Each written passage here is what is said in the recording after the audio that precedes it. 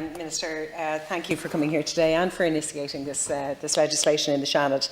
I am also a member of the Joint Oireachtas Committee on Housing, Local Government and Heritage, and I want to acknowledge your wholesome and fulsome letter to the committee and the apology for any slight that may have been experienced by some members who would doubt for a moment your bona fides in bringing this forward and understanding the emergency of the situation. So I just want to say I put that on the record of the meeting this week, also in your defence and in support of you and in the urgency of this. Minister, I fully support the legislation. I'm getting to grips with the amendments that you're proposing, and I'll address those in a moment. But I mean, to be honest, they look sensible and embracing of the needs that are emerging in the context of COVID. So I do support it. I think that we have to recognise in the context of COVID, absolutely, we can't be holding public meetings that would be ridiculous to run against public health advice. The planning process needs to proceed, and the development plan process really needs to proceed despite the current restrictions. I am interested in the suggestion of extending the development plan period as it currently stands. However, I know within my own area and within South Dublin County Council, where I was a councillor, the need to press on with the amendments and changes and not to lose a year would be more pressing. So in that regard, while it's an eminently sensible suggestion, I wouldn't be in favour of it, just in case you're thinking about it.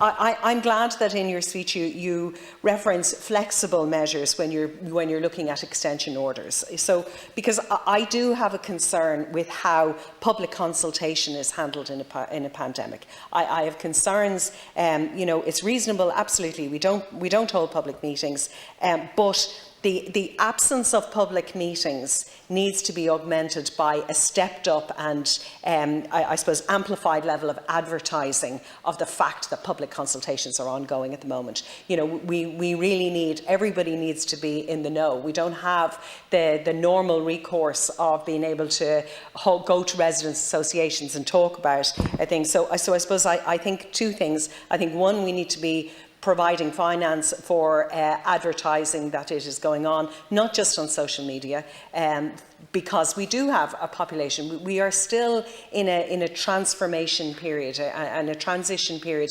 between pre-digital and digital, contact and connectivity. So I think we need to respect that. But by looking at different ways of advertising, a planning notice or something small is not enough. It needs to be a big half-page ad in all the local newspapers that says that a public consultation period is ongoing.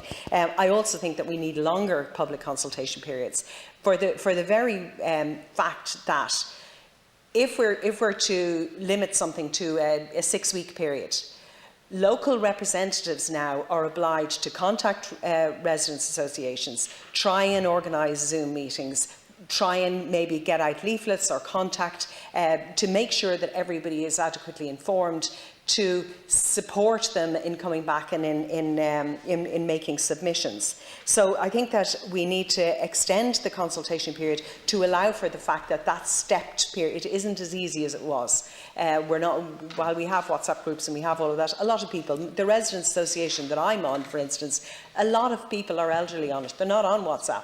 They have to be rung individually, all of that. It all takes a greater amount of time. So I think that we need to consider that, and you need to take that on board. So the fact that all those can take place.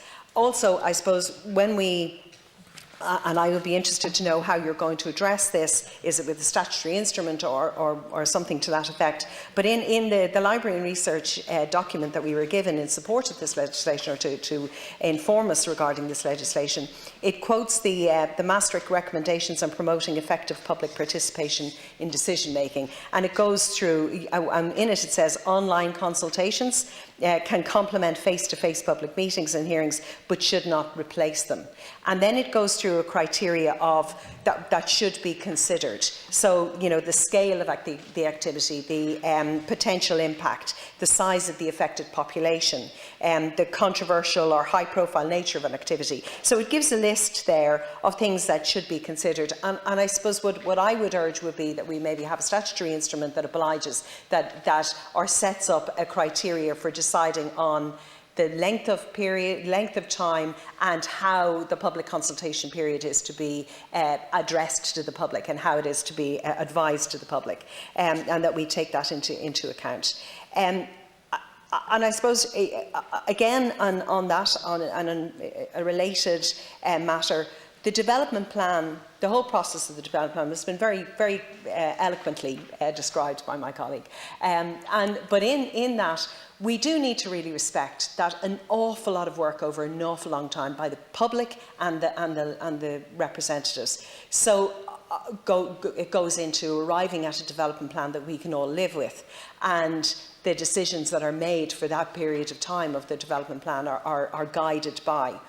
So in that context, and I suppose, and again aligned with public consultation, it was a very disturbing to me the extent in the Joint Oireachtas Committee to which An Bord Pleanála admitted that they don't really take on board the development plan. So we're going to the trouble of changing how consultation is going in our legislation. We're going to the trouble of ensuring, that the development plan process can go on. And yet you have areas like Dublin 8 where the development plan hasn't been considered, where you have a proliferation of co-living and of student accommodation.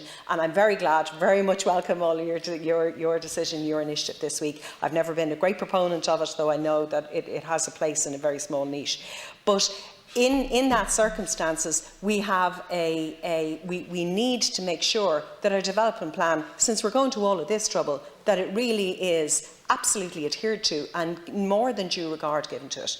It has to be a guiding light in this. So in that regard, I would ask you to maybe elevate that and look at an amendment to that legislation that ensures that the development plan must be adhered to and must be given its respect, and that we respect all of the work by the public and the public representatives that goes into that. All right, thank you, Minister. Thank you. Oh, no, sorry. Well, I have 44 seconds. Just on the amendments, I very much welcome them. It looks, I will comment more fully next time round, but yes, broadly and absolutely support. Thank you very much.